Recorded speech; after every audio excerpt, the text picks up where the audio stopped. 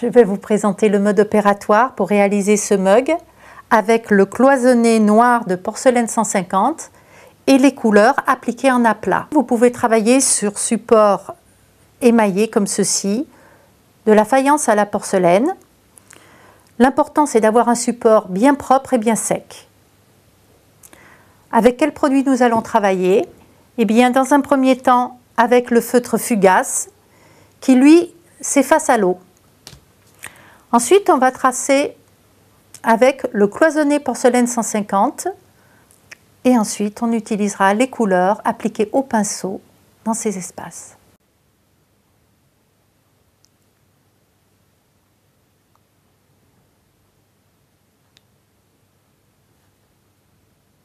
Le cloisonné, donc il est équipé d'une canule. Avant de démarrer sur l'objet, toujours je fais un essai, voilà, sur un papier. Voilà, vous voyez que j'ai un fil régulier.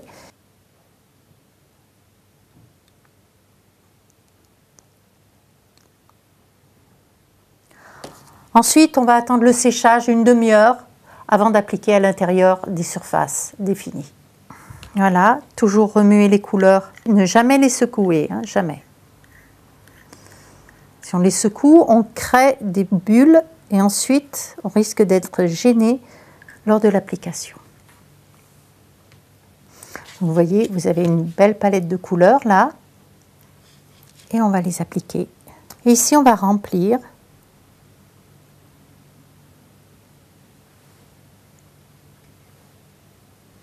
l'espace défini. Je passe à la couleur suivante. Vous voyez que je ne tire pas trop sur la couleur, je la pose, hein, donc je charge en couleur. Hein. Alors, c'est important de travailler à peu près sur la même surface horizontale comme ceci. Pourquoi? Parce qu'en fait, si je tourne mon mug, si je le tourne beaucoup, les couleurs vont tomber parce que j'ai largement chargé.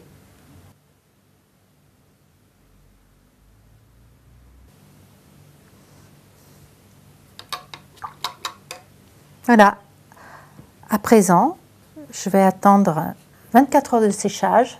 À présent, mes couleurs sont bien sèches. Je vais pouvoir faire cuire mon mug.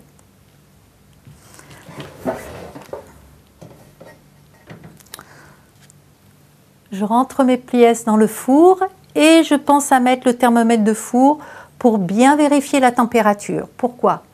Si la température de mon four est trop élevée, les couleurs risquent de changer.